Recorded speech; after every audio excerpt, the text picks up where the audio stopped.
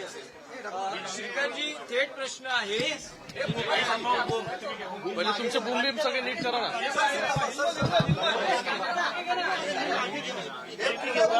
एडीएमसी मधले सगळे नवनिर्वाचित नगरसेवक नोंदणी आणि गट स्थापनेसाठी आज कोकण भवनला आले आहेत.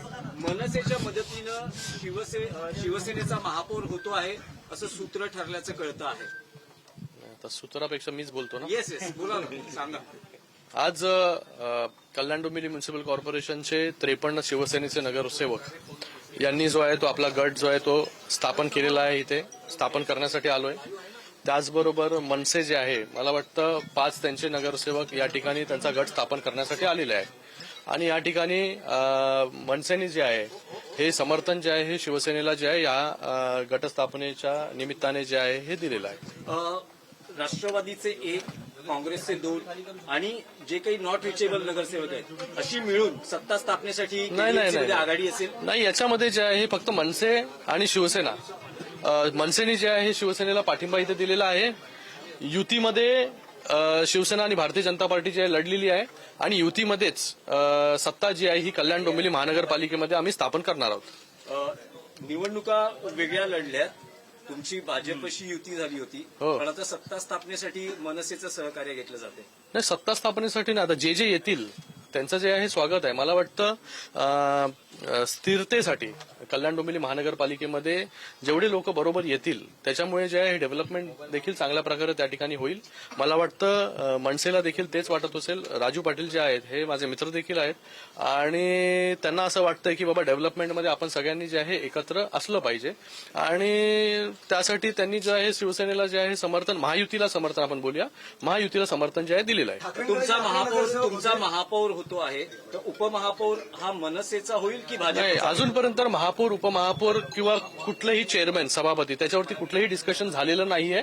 ते सगळे अधिकार जे आहे मला वाटतं शिंदे साहेबांकडे आहेत आणि त्याचबरोबर जे प्रदेशाध्यक्ष भारतीय जनता पार्टीचे रवींद्र चव्हाण साहेब आहेत त्यांच्यामध्ये आहे. आणि मला वाटतं त्यांची आणि शिंदे साहेबांची बैठक जी आहे ती आज वगैरे होऊ शकते. त्याच्यामध्ये जे आहे बाबा त्या ठिकाणी महायुतीचं सत्ता स्थापना कशा प्रकारे करायची, कोण महापौर, कोण उपमहापौर, कोण कुठले कुठले चेअरमॅन होतील हे त्या ठिकाणी ठरवलं जाईल. ठाकरेंकडे ते 4 नगरसेवक ठाकरेंकडून गेलेले आहेत, मनसेकडे 2 गेलेले, त्यांच्या चिन्हावर लढलेले आणि त्यानंतर 2 नगरसेवक जे आहेत ते आता दिसत नाहीत. ते 4 नगरसेवक तुम्हाला पाठिंबा देऊ शकतो? आता आम्हाला त्याच्याबद्दल तुम्ही विचारलं तर आम्ही कसं सांगणार ते 4 नगरसेवक त्यांचे कुठे गेले ते? 4 नगरसेवक नॉट रिचेबल आहेत, दिसत नाहीत, तर ते तुमच्या संपर्कात कुठेतरी फिरायला गेले असतील मला वाटतं. महापौर तुमचा बसेल हे तुम्ही सांगा.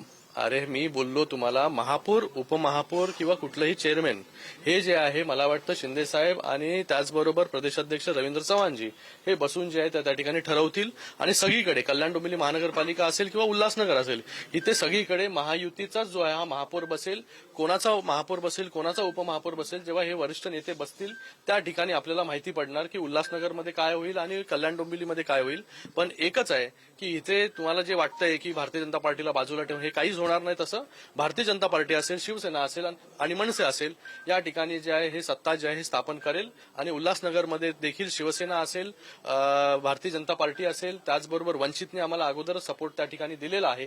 ह्या सगळ्यांचा मिळून जो आहे आणि साई पार्टी चा 1 नगरसेवक आहे आणि 1 अपक्ष आहे, तर हे सगळे मिळून जे आहे त्या ठिकाणी सत्ता स्थापन करणार आहोत.